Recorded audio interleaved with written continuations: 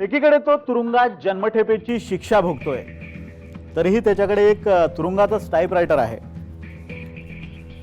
त्याच्या बॅरेकमध्ये TV, fridge, अगदी स्वतःची पर्सनल लायब्ररी सुद्धा आहे. कधीतरी सोबतच्या कैद्याला जर एखादा अंमली पदार्थ हवा असेल तर तो तुरुंगातच उपलब्ध करून देण्याइतकी त्याची वट आहे. अगदी तुरुंगात सहकैद्यांना आणि कर्मचाऱ्यांना मेजवान्या देण्याचा त्याचा लौकिक आहे. तुरुंगात असताना चक्क 20 वर्षाच्या तरुणीशी त्यांनी लग्न केलं.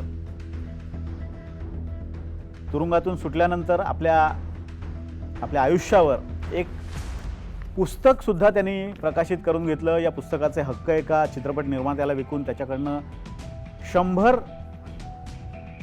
जवळपास 100 कोटी रुपयांचा त्याच्याबरोबर करार केला. एखादी माध्यम कंपनी त्याच्या छोट्याशा इंटरव्ह्यूसाठी $5,000 पर्यंत देण्यास राजी होती. अगदी अबू सालेम, मुस्तफा डोसा, अरुण गवळी या सगळ्या डॉन्सच्या कथा फिक्या वाटाव्यात अशी याची कहाणी. हा कोण? तर नाव चार्ल्स शोभराज. चार्ल्स शोभराज हा एकापेक्षा एक चमत्कारिक आणि सुरस कथांचा नायक आहे. खरं तर तो खलनायकच म्हणायला पाहिजे आपण. खलनायकच आहे तो, पण त्याच्या आयुष्याचा तो नायक आहे. हे मी अशा अर्थाने म्हणतोय कारण एखादा गुन्हेगार गुन्हा करत असताना त्याला ठाऊक असतं की आपण हे कायद्याच्या विरोधात जाऊन कृत्य करतोय, याची शिक्षा आपल्याला भोगावी लागेल आणि जे करतोय ते चुकीचं करतोय हे प्रत्येक गुन्हेगाराला ठाऊक असतं. मनात त्याला कुठेतरी वाटत असतं की आपण हा गुन्हा करतोय. पण हा चार्ल्स शोभराज असा होता की त्याला आपण जे करतोय ते योग्य करतोय आणि मला जो रोल दिलेला आहे माझ्या निर्मात्याने, मला ज्याने बनवलं तो रोल मी उत्तमरित्या पार पडतोय आणि माझं जे कर्तव्य आहे तेच मी करतोय अशी याची समज होती. असा याचा समज होता. म्हणजे त्याला असं कधीच वाटलं नव्हतं की मी जे करतोय ते गुन्हा करतोय. तर असा हा चार्ल्स शोभराज. या चार्ल्स शोभराजच्या वेगवेगळ्या चमत्कारिक, सुरस, अतरंगी कथा आपण आजच्या या क्राईम डायरीच्या एपिसोडमध्ये पाहणार आहोत. नमस्कार, विनोद तळेकर. आपण पाहताय साम टीव्ही यूट्यूबचं चॅनल आणि या चॅनलवरचा क्राईम डायरी हा शो.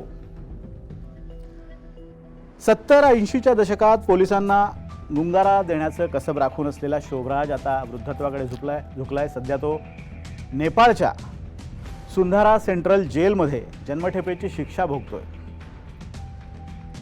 त्याच्यावर 6 वर्षापूर्वी त्याच्यावर हार्ट सर्जरी करण्यात आली होती. त्याही वेळेला तो चर्चेत आला होता.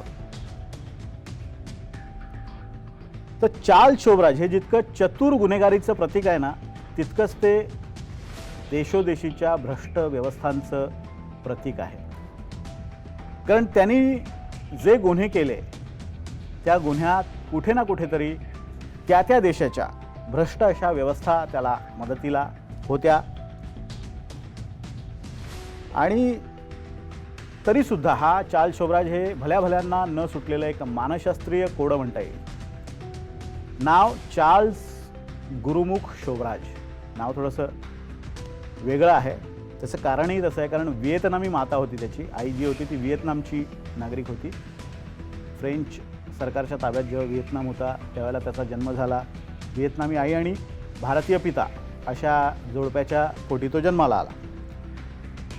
फ्रान्स, जसं मी आता उल्लेख केला की फ्रान्सची कॉलनी होती व्हिएतनाम त्यावेळेला, त्यामुळे फ्रान्सचं नागरिकत्व त्याला मिळालं. त्यांनी भारतासह अफगाणिस्तान, फ्रान्स, ग्रीस आणि इराण यासह अजूनही अनेक देशात गुन्हे केले. तिथल्या तुरुंगातून तो हातोहात पसारसुद्धा झाला. कोणी त्याला बिकनी किलर म्हणे, कोणी त्याला सरपेंट म्हणे. पण शोभराज स्वतःला व्यावसायिक म्हणून घ्यायचा. त्याचा धंदा काय होता? चोरी हा तर त्याचा मुख्य व्यवसाय होता. पण चोरीच्या गाड्या चोरी करणं आणि त्या चोरीच्या बाजारात विकणं. अनेक देशांमधले धनाढ्य लोक त्याचे गिराईक होते, याच्याकडनं ते गाड्या खरेदी करायचे. तर असा हा शोभराज यांनी जवळपास 32 खून केले असा देशोदेशीच्या तपास यंत्रणांचा दावा आहे. त्याचे त्याच्या बहुतांश बळी या महिला होत्या. कारण महिलांना आकर्षित करू शकेल असं त्याचं व्यक्तिमत्व होतं. अगदी फरड इंग्लिश बोलायचा, त्याचबरोबर त्याचं देखणं व्यक्तिमत्व. म्हणजे असं एक म्हटलं जातं की तो जेव्हा मुंबईत होता तेव्हा मुंबईत एका वेळेला त्याचे 4 तरुणींशी प्रेमसंबंध होते. त्याची खटला लढवणारी एक वकील त्याच्या प्रेमात पडली होती. त्याच्या पत्नीनं त्याच्या अनेक गुन्ह्यांमध्ये त्याची साथ दिली होती. हा गुन्हेगार आहे माहिती असून सुद्धा या महिलांनी त्याची साथ दिली होती, असं त्याचं व्यक्तिमत्व होतं. एक गारुड करायचा तो महिलांवर. 70च्या दशकात थायलंडच्या बँकॉक वगैरे सारख्या शहरांमध्ये अचानक परदेशी पर्यटक महिलांचे मृतदेह सापडायला लागले. 1-2 नव्हे तर असे सातत्यानं 8-10 खून झाले होते. आणि या खुनांमध्ये एक साम्य असं होतं की सगळ्या मृतदेह हे बिकनीमध्ये होते. त्या परदेशी पर्यटक महिला त्यांच्या रूममध्ये जेव्हा त्यांचे मृतदेह सापडायचे तेव्हा ते बिकनीमध्ये असायचे. त्यामुळे याला बिकनी किलर हे नाव पडलं होतं. यामागे एखादा सिरियल किलर असावा असा संशय थाई पोलिसांना होता. या संशयापोटी त्यांनी एकदा चार्ल्स शोब्राजला पकडलं सुद्धा होतं, त्याला आणि त्याच्या कॅनेडियन प्रेयसीला. त्यांची चौकशी केली पण त्यांना संशय वाटला नाही, त्यांनी सोडून दिलं. पुन्हा नेपाळ पोलिसांनी त्याला पकडलं होतं, त्याची चौकशी केली पण त्यांनी त्यांना सोडून दिलं होतं त्याला. पण ज्या वेळेला पुढे असे काही पुरावे समोर आले त्यातनं थाई पोलिसांना ही खात्री पटली की या सगळ्या खुनामागे चार्ल्स शोब्राजच आहे. दिल्लीत सुद्धा त्यांनी एका परदेशी जोडप्याची हत्या केली होती. तो दिल्लीत असताना एका हॉटेलमध्ये काही परदेशी पर्यटक होते. 1971ची ही घटना आहे. अशोका हॉटेलमध्ये त्याला तिथल्या पर्यटकांना विषबाधा झाली होती आणि यामागे सुद्धा चार्ल्स शोब्राजच होता. तर अशोका हॉटेलमध्ये त्याला पहिल्यांदा अटक केली गेली. त्यावेळेला त्याच्याकडे रायफल, रिव्हॉल्वर आणि इतर अनेक हत्यारं सापडली होती. अफगाणिस्तानातून हा सगळा माल त्याने चोरट्या मार्गाने आणला होता आणि त्याला तो विकायचा होता. पोलिसांनी त्याला दिल्लीत अटक केली या सगळ्या हत्यारांसह. पण चार्ल्स शोब्राज तिथून अगदी महिन्याभराच्या आतच तिथून पळून गेला. 1971ला त्याला मधुकर झेंडे, तुम्हाला हे नावसुद्धा माहिती असेल, या अधिकाऱ्यांनी त्याला अरेस्ट केली होती पहिल्यांदा. आणि परत एकदा मधुकर झेंडेंनी त्याला गोव्यातनं अरेस्ट केली. मी पुढे त्या संदर्भात सांगणारच आहे. तर बांगलादेश युद्धाच्या वेळी त्यावेळेला दिल्लीत तसा ब्लॅकआउट असायचा आणि त्याचा फायदा उचलून चार्ल्स या पोलिसांच्या तावडीतनं सुटून गेला. तर किमान 5 वेळा त्याला अटक झाली होती पण तो प्रत्येक वेळेला तो निसटून गेला. जसं मगाशी मी उल्लेख केला की महागड्या गाड्यांची तो दलाली करायचा, या प्रकरणात त्याला एकदा काबूलमध्ये सुद्धा अटक झाली होती. तिथून त्यांनी जे बाहेर पडण्यासाठी युक्ती केली होती ती जर तुम्ही युक्ती पाहिली तर तुम्ही पण म्हणजे आश्चर्यचकित व्हाल. त्यानं काय केलं तर तिथल्या कर्मचाऱ्यांना त्यांनी आपल्या बोलण्यात त्यांना इम्प्रेस केलं एकदम आणि त्यांना सांगितलं की मला एक सिरिंज मिळवून द्या, आपण जी इंजेक्शनसाठी वापरतो ती.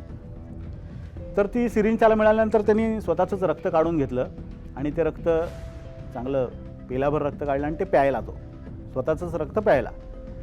आणि तिथल्या त्यांनी सांगितलं की मला पोटात दुखतं आहे, काहीतरी भयानक काहीतरी पोटात झालं असं वाटतं आहे. आणि इमर्जन्सीमध्ये त्याला त्याची मेडिकल चेकअप केली गेली आणि त्याच्या तपासणी दरम्यान पोटात रक्त आहे, म्हणजे कुठेतरी अल्सरचा याला काहीतरी त्रास आहे आणि पोटात रक्तस्राव सुरू झालेला आहे, त्यामुळे याला तातडीनं हॉस्पिटलमध्ये न्यावं लागेल असं तिथल्या तुरुंगातल्या डॉक्टर्सनी सांगितलं. त्यामुळे त्याला तुरुंगातून हॉस्पिटलमध्ये नेत होते आणि त्या दरम्यान तो निसटला. तर असा तो अनेक तुरुंगातनं तो पळून गेलेला आहे. हत्या करताना तो काय करायचा तर ते तिथल्या लोकांचे पासपोर्ट, म्हणजे ज्यांची हत्या केली त्यांचे पासपोर्ट वगैरे तो स्वतःकडे ठेवायचा, काही गोष्टी तो स्वतःकडे ठेवायचा, जेणेकरून पुढे जेव्हा तो असे गुन्हे करायचा त्यावेळेला त्या गुन्ह्यांमध्ये या गोष्टी अशा बेमालूमपणे तो वापरायचा की आपल्यावरचा संशय दुसऱ्यावर जाईल.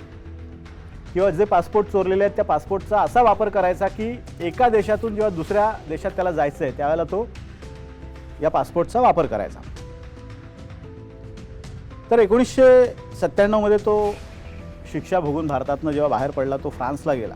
तिथल्या काही काळाच्या वास्तव्यादरम्यान त्याने स्वतःच्या आयुष्यावर एक पुस्तक लिहून घेतलं. मग अशी मी जसा उल्लेख केला, स्वतःचं एक आत्मचरित्र लिहून घेतलं आणि ते आत्मचरित्र त्यांनी एका चित्रपट निर्मात्याला विकलं आणि जवळपास $100 कोटी इतका मोठा करार, त्यावेळेला या कराराची सुद्धा चर्चा झाली होती.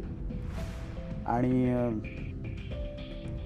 तिथून मग तो नेपाळला गेला. नेपाळला तिथे त्यांनी एका तरुण मुलीशी लग्न केलं. निहिता बिश्वास असं तिचं नाव आहे. ही तरुणी तुम्हाला आठवत असेल तर बिग बॉस हा जो एक आपल्या टी व्हीवर एक शो येतो, त्या बिग बॉसमध्ये ही निहिता बिश्वास येऊन गेलेली आहे. Nepal, Thailand, France, Pakistan, Italy, Iran, Afghanistan, Yugoslavia, Bulgaria, Sweden अशा कितीतरी देशात त्यांनी वास्तव्य केलं होतं.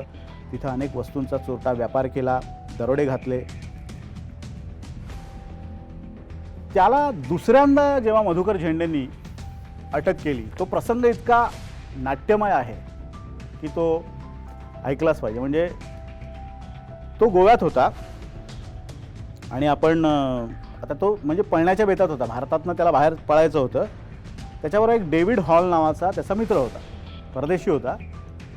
आपण एक पत्रकार आहोत आणि आपलं नाव जॉन आहे आणि आपण मेक्सिकोतनं आलेलो आहोत आणि हा माझा साथीदार आहे, हा माझा फोटोग्राफर आहे, असं करून त्यांनी त्या डेव्हिड हॉलची ओळख करून दिली फोटोग्राफर म्हणून. आणि बारदेश तालुक्यातल्या ओ कॉकिरो नावाच्या रेस्टॉरंटमध्ये या दोघांनी वास्तव्य केलं. तिथं का वास्तव्य केलं तर तिथे एक त्या हॉटेलचा एक अत्याधुनिक टेलिफोन एक्सचेंज होता. पूर्वी तुम्हाला आत्तासारखी संपर्काची साधनं म्हणजे मोबाईल वगैरे नव्हते, त्यामुळे एखादा कॉल करायचा असेल तर तो ट्रंक कॉल अगोदर बुक करावा लागेल. त्यासाठी हे या हॉटेलने काय केलं होतं, परदेशी पर्यटकांना आकर्षित करण्यासाठी एक स्वतःचं एक्सचेंज बनवलं होतं जिथे ते ही सेवा देत. त्यामुळे जगात कुठेही तिथनं संपर्क होत असे, त्यामुळे अनेक पर्यटक या हॉटेलला पसंती द्यायचे.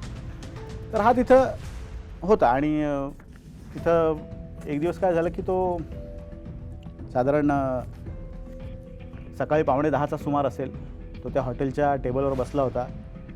तारीख होती 6 एप्रिल. त्याच्यासोबत एक छोटी बॅग होती. त्याचा मित्र तो डेव्हिड हॉल तिथे होता. दोघांनी बियर मागवली. बियर येत होती. वेटर बियर घेऊन येणार तोपर्यंत त्याच्या खांद्यावर हात पडला आणि यू आर अंडर अरेस्ट वगैरे असं जे आपण फिल्मी डायलॉग ऐकतो तशा स्वरूपाचा काहीतरी संवाद झाला. मागे वळून बघतोय तर मधुकर झेंडे तिथे होते. मधुकर झेंडेंनी त्याला पुन्हा एकदा दुसऱ्यांदा अटक केलं होतं. तुम्हाला हे हॉटेल पण कदाचित तुम्ही ओळखू शकाल. अगदी रस्त्याच्या बाजूलाच ते हॉटेल आहे ओ कॉकिरो. आणि ज्या टेबलवर चार्ल्स शोभराजला अटक केली होती त्या टेबलवर चार्ल्सचा बेड्यांमधला फोटो म्हणजे एक पुतळाच तिथे आता बनवलेला आहे. तुम्हाला कदाचित पत्रादेवी ते पणजी या प्रवासादरम्यान डावीकडे जाताना डावीकडे हे हॉटेल आहे आणि तुम्हाला सहज ते म्हणजे तुम्ही गाडीतनं जरी सहज नजर टाकली तरी तो पुतळा दिसतो. तुमच्यापैकी अनेकांनी ते बघितलंही असेल. पण तरीसुद्धा म्हणजे देशोदेशीच्या तपास यंत्रणांना पोलिसांना यांनी गुंगारा दिला होता. अनेकदा नाट्यमयरित्या त्यांनी पलायन केलं होतं.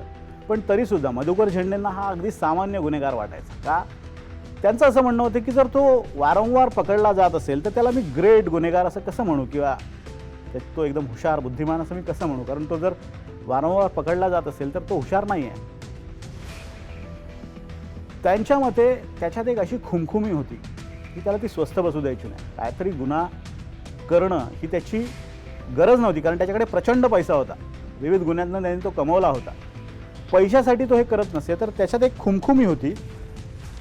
आणि मी या एपिसोडच्या सुरुवातीला जो उल्लेख केला होता की त्याला असं वाटायचं की आपण जे करतोय ते काही गुन्हा वगैरे काय नाही आहे आणि आपण जे करतोय ते अगदी बरोबर करतोय असं त्याला नेहमी वाटायचं. तर असं हे एक मानसशास्त्रीय कोड चार्ल्स शोभराज, सध्या तो सुंधारा जेलमध्ये आहे. अजूनही तो जिवंत आहे आणि कदाचित यापुढच्या काळात अजूनही त्याच्याकडनं काही नाट्यमय घटना घडू शकतात. तर असा हा चार्ल्स शोभराज, त्याची ही कहाणी तुम्हाला कशी वाटली खाली कमेंटमध्ये जरूर लिहा.